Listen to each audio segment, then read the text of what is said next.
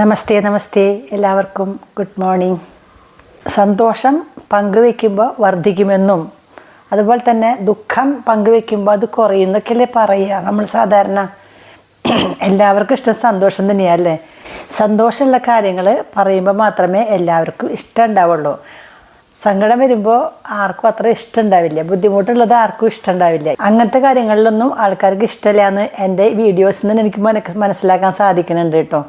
കാരണം ഞാൻ പ്രാർത്ഥനയുടെ കാര്യങ്ങളൊക്കെ ചെയ്യുകയാണെങ്കിൽ വളരെ കുറവ് വ്യൂസ് എനിക്ക് കിട്ടുന്നുള്ളൂ. കഥകൾ പറയുകയാണെങ്കിൽ അങ്ങനെ തന്നെയാണ്, കഥയിൽ നല്ല നല്ല കാര്യങ്ങളൊക്കെ അല്ലേ പറയണേ. അപ്പോഴായാലും വ്യൂസ് കുറവ് തന്നെയാണ് കേട്ടോ. നേരെ മറിച്ച് നല്ല രസമുള്ള കറികൾ വെച്ച് ചോറൊക്കെ ഉണ്ണാണെങ്കിൽ കുറേ ആൾക്കാർക്ക് ഇഷ്ടമാണ്. സന്തോഷം എല്ലാവർക്കും ഇഷ്ടം. ഒരു പാട്ട് കേട്ടിട്ടില്ലേ, ചിരിക്കുമ്പോൾ കൂടെ ചിരിക്കാൻ 1000 പേർ വരും, കരയുമ്പോൾ കൂടെ കരയാൻ നിന്നിഴൽ മാത്രം വരും എന്ന് കേട്ടല്ലേ. പണ്ടത്തെ ഒരു പാട്ടാണ്. പണ്ട് നമ്മൾ കുട്ടിക്കാലത്ത് കോളേജിലൊക്കെ പഠിക്കുന്ന സമയത്ത് ഇങ്ങനെ ഞാൻ കേട്ടിട്ടുള്ള പാട്ടാണിത് കേട്ടോ. അതായത് ചിരിക്കുമ്പോൾ നമ്മുടെ കൂടെ അല്ല ഒരുപാട് ആൾക്കാരുണ്ടാവും, ദുഃഖം വരുമ്പോൾ അധികം ആൾക്കാരുണ്ടാവില്ല, അത്ര അടുപ്പുള്ള ആൾക്കാർ മാത്രമേ ഉണ്ടാവുള്ളൂ എന്നാണ് നമ്മൾ പഠിച്ചിരിക്കുന്നത്. എങ്കിലും നമ്മളുടെ സൊസൈറ്റിയിൽ ബുദ്ധിമുട്ടുള്ള ആൾക്കാരെ സഹായിക്കാനായിട്ട് ഒരുപാട് ആൾക്കാരുണ്ട്. ഇന്ന് ഞാൻ ഈ വീഡിയോ ചെയ്യാൻ കാരണം എന്താണെന്ന് വെച്ചാൽ, എൻ്റെ സ്കൂളിൽ മുന്നിൽ പഠിച്ചിരുന്ന ഒരു കുട്ടി, ഒരു യുവാവാണ്. ആൾക്ക് പെട്ടെന്ന് ഒരു അസുഖം വന്നു, അറിയാണ് മജ്ജയിൽ ക്യാൻസറാണെന്നാണ് പറയണത്. അപ്പോൾ മജ്ജ മാറ്റിവെക്കൽ ശസ്ത്രക്രിയ ചെയ്യണം, അത്രേ ഉടനടി ചെയ്യണം എന്നാണ്. 40 ലക്ഷത്തോളം രൂപ ചിലവാണെന്നാണ് പറഞ്ഞത്. ഇത്രയധികം 40 ലക്ഷം എന്ന് വെച്ചാൽ സാധാരണക്കാർക്കെന്ന് മാത്രമല്ല ഒരുവിധം ആൾക്കാർക്കൊന്നും സാധിക്കുന്ന കാര്യമല്ല 40 ലക്ഷം എടുക്കുക എന്ന് പറഞ്ഞാൽ. ഈ ഒരു ശസ്ത്രക്രിയയ്ക്ക് മാത്രമാണ് 40 ലക്ഷം. നമുക്ക് ഇങ്ങനത്തെ ഒരു വലിയ അസുഖം വന്നു എന്ന് കേൾക്കുമ്പോൾ തന്നെ നമ്മൾ ഞെട്ടിപ്പോവില്ലേ, നമുക്ക് താങ്ങാൻ കഴിയില്ല. അപ്പോൾ ഹനലിൻ്റെ കാര്യം നമുക്ക് ഊഹിക്കാവുന്നതല്ലേ ഉള്ളൂ. മാത്രമല്ല ഇതിനുള്ള ചികിത്സ എന്ന് പറഞ്ഞാൽ അതിന് ഇത്രയും ഭാരിച്ച ചിലവാണ്. അപ്പോൾ അതിനായിട്ട് നമ്മുടെ സുമനസ്സുകളായിട്ടുള്ള കുറേ കുട്ടികൾ എനിക്ക് ഒരു വാട്സപ്പ് ഗ്രൂപ്പിൽ എന്നെ ചേർത്തി നമുക്ക് പറ്റുന്ന സംഭാവന കൊടുക്കുക.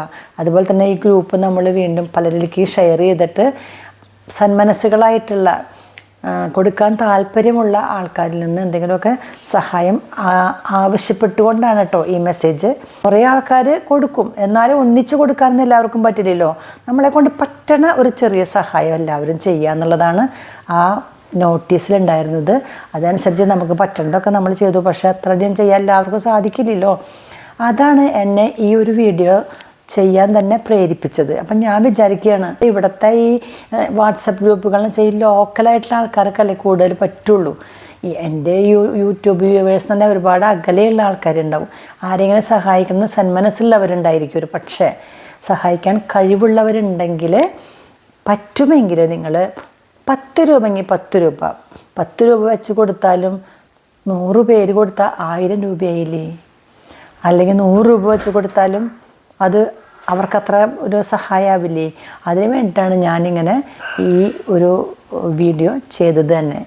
അപ്പോൾ എൻ്റെ വ്യൂവേഴ്സിൽ ആർക്കെങ്കിലും കഴിയുന്നുണ്ടെങ്കിൽ അവരവരെ കൊണ്ട് പറ്റണ സഹായം 100 1000 എത്രയായാലും കുഴപ്പമില്ല, സഹായിക്കണം. നിങ്ങൾ കൊടുക്കണത് കളയണ പൈസ അല്ല കൊടുക്കേണ്ടത്, നമ്മൾ ഉപയോഗിക്കേണ്ട പൈസ തന്നെയാണ്. നമ്മൾ കൊടുത്താലാണ് അതിന് പുണ്യമുള്ളൂ എന്നാണ് പറയുക അല്ലേ. അല്ലെങ്കിൽ നമുക്ക് ആവശ്യമില്ലാത്ത പൈസ കൊടുക്കണമല്ലല്ലോ വേണ്ടത്. അപ്പോൾ അങ്ങനെ ആരെങ്കിലും ചെയ്യാനായിട്ട് കഴിയുമെങ്കിൽ പ്ലീസ് ഒന്ന് ചെയ്ത് ഹനിലിനെ ഒന്ന് സഹായിക്കണമെന്ന് ഞാൻ അപേക്ഷിക്കാനാണ് കേട്ടോ ഈ വീഡിയോ ചെയ്തത് തന്നെ, വേറെ ഒന്നുമല്ല. അപ്പോൾ എനിക്ക് കുറേ വ്യൂവേഴ്സ് ഉണ്ടല്ലോ, കുറേ പേരുണ്ട്. അവരവരെ കൊണ്ട് പറ്റണത് 10 10 100 100 എത്രയായാലും കുഴപ്പമില്ല, കഴിയുന്നത് സഹായിക്കണം എന്ന് ഞാൻ പ്രത്യേകം പറയുകയാണ് കേട്ടോ. ഞാൻ ഹനിലിൻ്റെ ആ നോട്ടീസ് ഞാനിതിലിടുകയാണ്.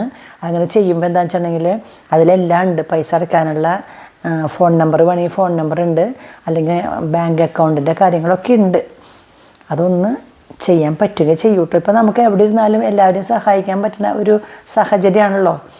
GPay ഒക്കെ ഉള്ള കാരണം അല്ലേ, ഗൂഗിൾ പേ ഒക്കെ ഉള്ള കാരണം കൊണ്ട്, അതുകൊണ്ടാണ് ഞാൻ പറഞ്ഞത് കേട്ടോ. പറ്റുന്നവർ ചെയ്യുക. ഓക്കെ, ഇതൊരു അപേക്ഷയായിട്ട് കണക്കാക്കുക കേട്ടോ, പ്ലീസ്.